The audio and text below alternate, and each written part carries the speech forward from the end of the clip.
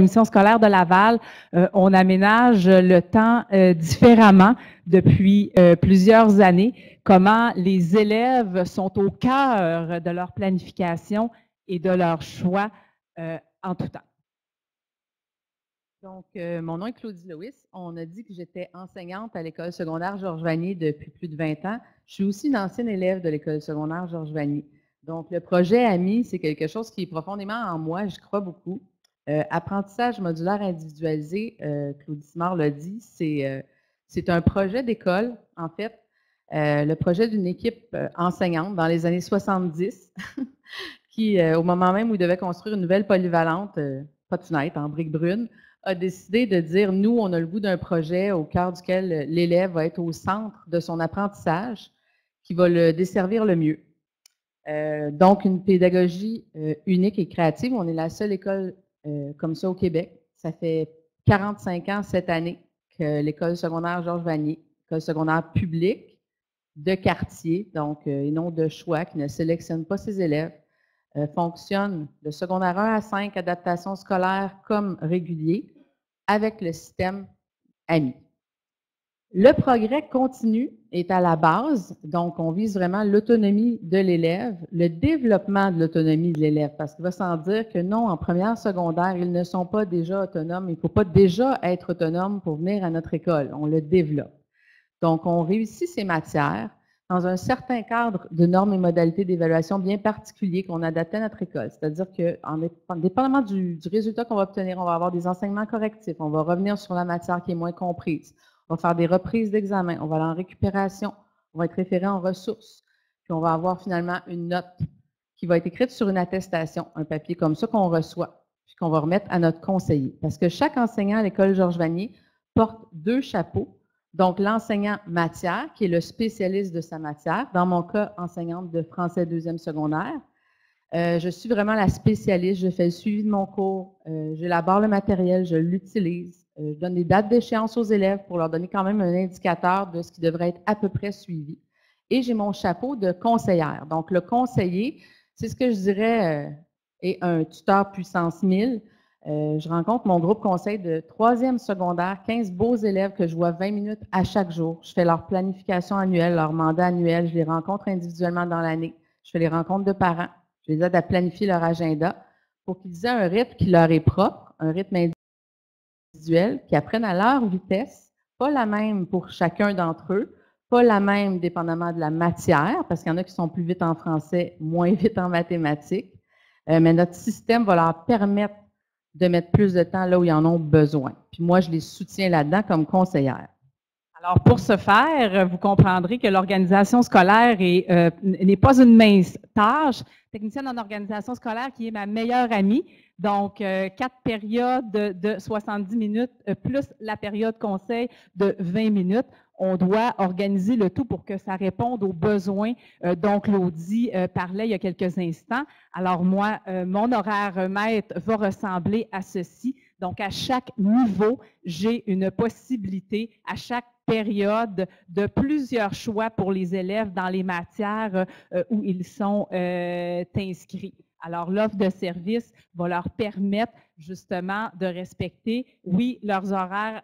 Dans certaines matières, les enseignants vont avoir fait le choix d'avoir certains cours fixes. Alors, ça, c'est les cours que vous connaissez dans tout établissement secondaire là, qui se respecte au Québec. On a des cours fixes. On en a quelques-uns à l'horaire. Vous voyez l'exemple d'un horaire d'un élève, mais en général, ce sont des offres de services. Donc, l'élève planifie, fait des choix, fait plusieurs choix à chaque période et à son agenda va indiquer à ce moment-là où il veut aller, où il doit aller. Certaines fois, on a besoin de faire plus de français ou de mathématiques. Alors, chez nous, c'est des possibilités. On a également la possibilité à la fin je dirais, là, pour assurer la diplomation d'un semestre supplémentaire qu'on appelle communément, nous, affectueusement, le F6, qui est bien planifié avec la direction adjointe, le parent, l'élève, le conseiller, pour s'assurer qu'on a tout pour la diplomation. Bon, bien sûr, quand on enseigne à Georges Vanier à Laval, le matériel pédagogique est vraiment un des fondements qui permet l'apprentissage modulaire individualisé et le rythme individuel des élèves. On a dû créer notre propre matériel parce qu'un élève qui va à son rythme, ça veut dire qu'il va prendre son temps, mais aussi qu'il va aller plus vite parfois. J'ai des élèves qui peuvent finir en avril. Donc, tout le programme est disponible en tout temps. Quand ils sont prêts, on ne les bloque jamais. C'est l'objectif, en tout cas, que je me donne personnellement. Autant mes élèves plus faibles que mes élèves plus doués doivent en tirer parti. Alors, un exemple de module, c'est une unité d'apprentissage. Oui, c'est souvent en papier, version papier, mais on les a également en version PDF pour tous les élèves qui ont besoin du support avec les mesures, avec les ordis, avec les mesures technologiques. Puis les enseignants sont les auteurs des modules, donc des enseignants qui travaillent ou qui ont travaillé à Georges Vanier, qui ont créé le matériel, des fois basés sur des manuels, d'autres fois ils sont autosuffisants. On s'est rendu compte, bien vite, que c'était beaucoup de matériel à gérer, puis qu'à chaque fois qu'il arrivait des réformes, il fallait donner un petit coup de pouce à nos auteurs parce que l'année prochaine, on doit être prêt, puis le matériel doit être là parce que les élèves, ils vont vouloir travailler. Oui, ils vont vouloir. Donc, on a créé la fondation. Les auteurs cèdent leurs droits d'auteur sur le matériel à la fondation qui s'assure de gérer à ce moment-là, chaque fois qu'il y a du travail à faire, chaque fois qu'on essaie de renouveler, d'intégrer des nouvelles technologies, un peu plus de numérique, toutes sortes de choses comme celle-là, bien, la Fondation est là pour supporter les auteurs là-dedans. On est vraiment un organisme à but non lucratif, c'est important de le préciser. Parmi les missions de la Fondation, outre soutenir les auteurs, il y a aussi la diffusion. Donc, depuis cette année, on vient de participer à notre deuxième congrès, l'Institut TA. On est comme devenu la découverte des enseignants d'adaptation scolaire, le matériel clé en main avec toute la planification pour les examens pour l'année pour toutes les matières du secondaire, ça poigne. Voilà. Merci. Alors, est-ce qu'une de nos personnes veut intervenir? Oui, bonjour, je m'appelle Michel Deschamps. D'abord, je voulais vous remercier pour la belle présentation. C'est le fun d'avoir un témoignage d'une ancienne étudiante en son attachement à l'école de quartier public. Je me demandais, on a parlé beaucoup d'apprentissage individualisé, puis je me demandais s'il y avait des moments ou des temps pour la collaboration.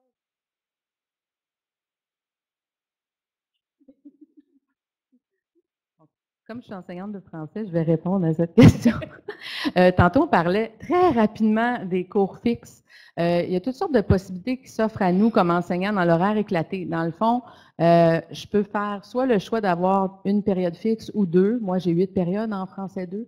Je peux aussi décider de ne pas avoir de période fixe, mais de faire sous forme de clinique. C'est-à-dire quand je juge que c'est pertinent ou j'ai un projet plus particulier propre à une certaine notion, tout est possible, en fait, dans la structure. Il faut juste se l'approprier. Si j'ai le ratio d'élèves, si j'ai le bon nombre d'élèves à faire participer à ce moment-là, à cette activité-là, je peux fermer la période, let's go, on s'en va dans tel local, on le fait. Donc, c'est pas parce qu'on a ça, puis on peut offrir des options. On essaie toujours d'offrir un maximum de choix, de possibilités. Il faut que l'élève puisse avancer, il faut qu'il puisse travailler en équipe, il faut qu'il puisse faire des projets, il faut qu'il puisse, s'il s'entraîne sport-études, il n'est pas là, il faut qu'il puisse quand même continuer, il faut que j'ai des options parfois différentes d'offertes pour une même notion, pour une même activité dans un module, en guillemets. Mais on essaie de... Disons que le travail collaboratif à Georges Vanier est un défi parce que les élèves n'aiment pas être ralentis. Ils vont pas être contents quand des fois on essaie de leur proposer autre chose parce qu'ils nous disent « tu me fais perdre du temps ». Fait que là, il faut vraiment que ce soit une activité signifiante, qu'ils sentent que c'est important puis intéressant, puis il faut faire l'effort de l'organiser, la structurer. Ça demande vraiment un peu plus de volonté, mais ça se fait très bien, puis on le fait dans le cadre, à ce moment-là, des cours fixes et des cliniques majoritairement. Est-ce que les élèves plus forts, par exemple, dans une matière, sont parfois sollicités pour aider ceux qui avancent moins vite dans une matière? Oui, en fait, il y a... déjà, c'est quelque chose qui se fait naturellement dans les classes parce que comme ils sont en travail individuel, l'enseignant, quand c'est une offre de service, c'est pas un cours fixe, c'est vraiment en soutien à l'apprentissage. De temps en temps, si j'ai une même notion qui n'est pas comprise, je vais faire une petite capsule de 5 minutes sur quelque chose, mais je vais demander par contre des fois à un élève fort qui est en avant explique. Donc oui, on peut faire ça, mais il y a aussi le tutorat par les pairs qu'on aura. Ça l'aide un peu à travailler sa timidité, à avoir confiance en elle. L'autre comprend parce que c'est pas moi qui lui explique. Donc oui, on peut faire ça, mais il y a aussi le tutorat par les pairs qu'on a ramené à l'école qui est vraiment une mesure extrêmement intéressante, très appréciée des élèves. Donc on sélectionne, on suggère les enseignants des élèves forts. une banque d'élèves forts, puis après ça, on procède à un jumelage. On suggère aussi des élèves qui pourraient ou qui désirent avoir un service, un tuteur, un ami tuteur, dans le fond. Puis on procède au jumelage, puis il y a encore là, dans leur planification, ils vont prendre rendez-vous, puis il y a certaines périodes où c'est possible d'aller travailler dans un local avec ton tuteur attitré en maths, en français, en anglais, des choses comme celle-là. Mais oui, c'est très apprécié également.